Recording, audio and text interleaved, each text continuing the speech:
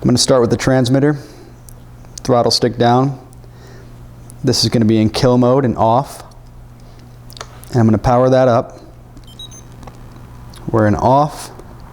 We've got our stick down. I'm going to set that aside. I'm going to come around back to the Movi and just press and hold the power button. Keep it still while it boots up.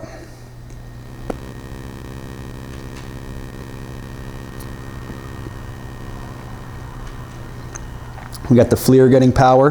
Connex is being powered, all by the Movi. Okay, we got our video. Now that we're powered up, I've got two different modes here. I've got majestic and dual op. Once I click to majestic, the Movi will follow the nose of the aircraft.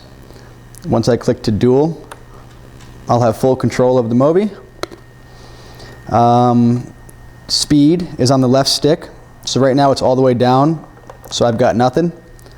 I could increase my speed a little bit, and I've got my pan action and my tilt. We've got the tilt limited to just looking straight down. This way all your wires will stay nice and cleared out in here, and you could kind of spot your landing. If we're looking straight up, we've got it limited to like a 45. Same concept, just to keep those wires all clear. That's about as high up as you'll go.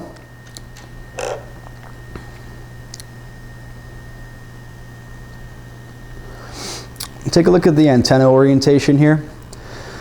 We want to keep one up and down and one out. This way when you're flying, this antenna is doing most of the work to talk to the pilot. But when you're looking straight down, the idea is that this antenna will be in the best position there, talking back to the pilot. This video is going to come out of the Connex, and it's going to get picked up over here. Then we're going to HDMI into the small HD monitor here. Again, I think the only thing to keep an eye on is all your wires here. We've got them buttoned up pretty nicely here, but we may have to disassemble for shipping. You got a good view of that there. This one here is going to be not used. I just shrink tubed it and zipped it here, but if you wanted to, you could probably remove that. Everything else is tied in nicely for power and video signal here.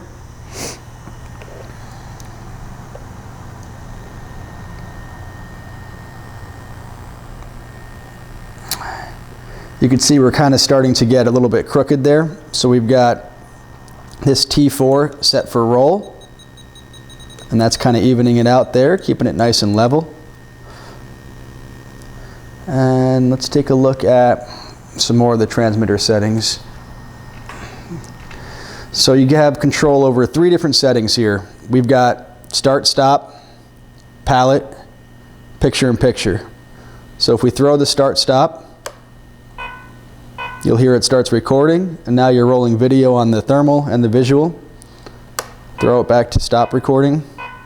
Palette, we've got set to 3 different palettes, so we could do white hot, like rainbow, and black hot. You could do all thermal, picture in picture, or just visual.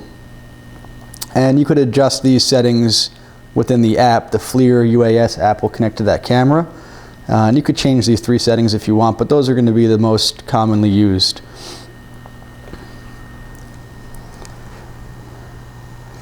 That's pretty much it on the Movi. I think we're good. Do you want to go over the camera and the app? Let's go over the app. Let's also show them just this back over here. So we've got the main harness that comes out of the FLIR. You have 3 PWM controls. We've got it run along the side here into the Futaba receiver. I've got more detailed pictures of that that I sent over, so that should be good there, but just for a quick reference. We'll take a walk over to the app. All right, we're in the FLIR UAS app. I pressed a little Bluetooth button on the top of the camera. That got it to sync up with the iPad. You've got pretty much full control over the camera once you're in here, but it's all Bluetooth, so you've got to be pretty close to it. You could adjust the image overlay strength, make sure it's aligned right. get an idea of some of the thermal settings. But most importantly, it's those 3 PWM controls that you may want to change. So into the menu, under Connect, you've got a tab that says Accessory Port. And within there, you've got your PWM control. So if you wanted to change the palettes that you see, or maybe instead of having picture-in-picture, you wanted something else dialed in there, click into your menu and get it all dialed in. Everything else pretty straightforward, just camera settings that you could go through, SD card space, again, changing of the palettes. That's pretty much it. All right, so now we're gonna put the drone onto the Movi. FreeFly's got what they call the toad in the hole. So it'll pop into place, and then it'll have a secondary latch that'll lock you in. So we're gonna keep that open and free, and I'm gonna drop the drone on top. So once it's lined up, drone pops into place, and then you've got your latch, and you're gonna lock that down.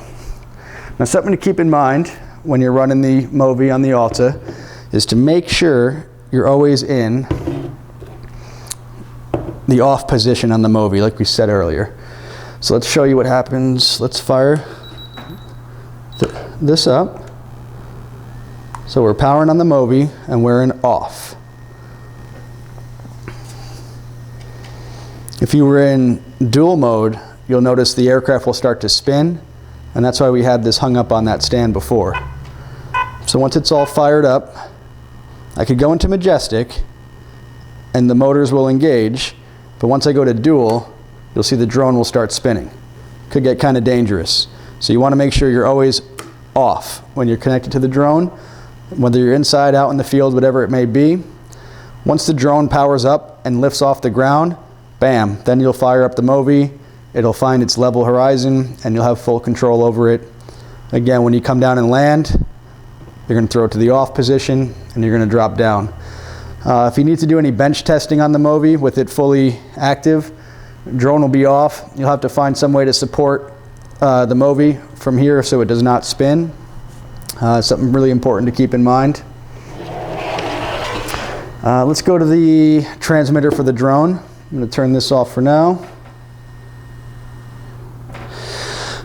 Okay, just like on the Movi transmitter, left stick is your throttle here. You're always going to want to keep that down. Keep yourself started in manual mode and power up the transmitter. Starting off in manual mode, once the drone's plugged in, stick down and to the right for about 2 seconds. We'll arm the motors. They'll start to idle up, and then you'll be able to throttle up and lift off. When you come back down into the left, we'll power it off, and that'll shut the motors down.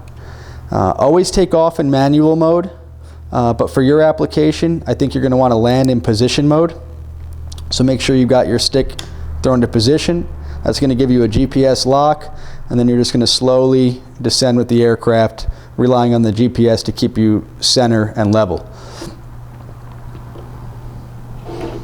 You do have a return to home switch here if you need it. I think we've got it set to about 60 meters. So if you were out there with position hold and you needed to get back, you could throw that switch. The drone will rise up to about 60 meters, turn around and come back to you. And you could dial that all in with the settings in Q ground control. But that's just about it for the transmitter for the Alta.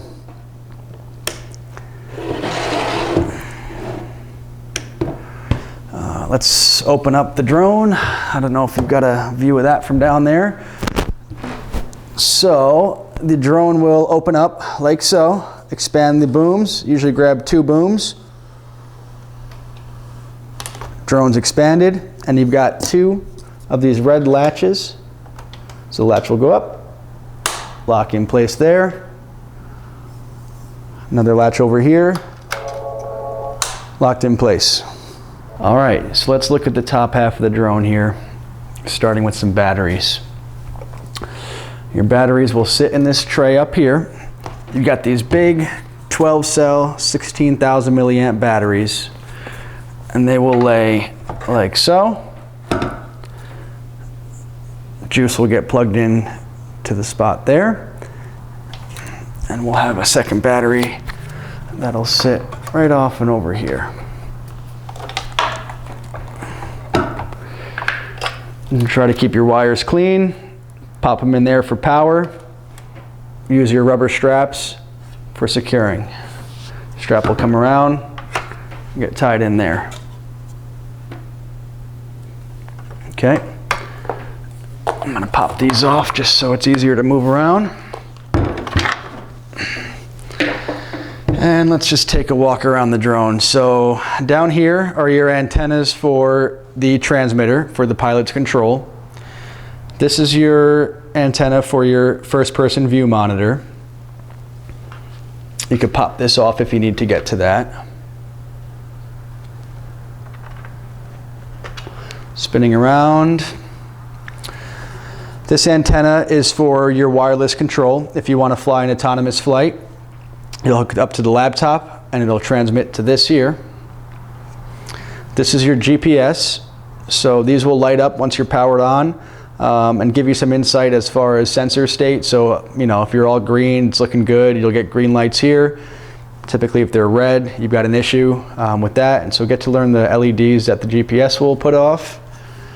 Moving around, you've got a first-person view camera here. Lens cap pops off. And if you wanted to, you could tilt this down a bit more to kind of get a better view of looking down to spot your landing if that's what you're going for. Okay, moving around. You've got two other doors over here. And these are just some expansion ports for power. If you were going to have some kind of different device hooked up, and other ports for talking to the flight controller. For what you're doing so far, you're probably not going to be using those. But just a quick, easy way to get into them there. And we're back to where we started. The big thing is before you go up in the air, just make sure you're latched down on both sides. Batteries are secure. Take a look at your propellers. Make sure they're smooth. Make sure the dampening system up here is working. Everything pivots on those bearings, feels good there. Feel the motor for any debris, anything in there that might be of worry. That's pretty much it. You're ready to fly. You want to touch on the weights on the camera? On the propellers? On the propellers? Oh, good point. So yeah, you may see some difference in hardware throughout. Just a balance thing. First thing we notice is why are there a washer here, nothing here, and it's all just to do with balance. It comes from free fly like that. Don't mess with it. Keep it secured.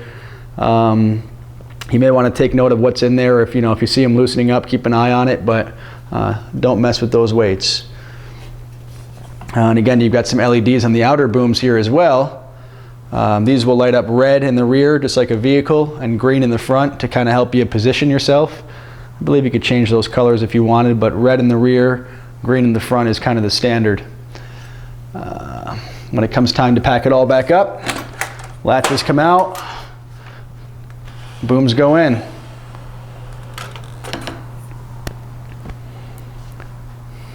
think we're good.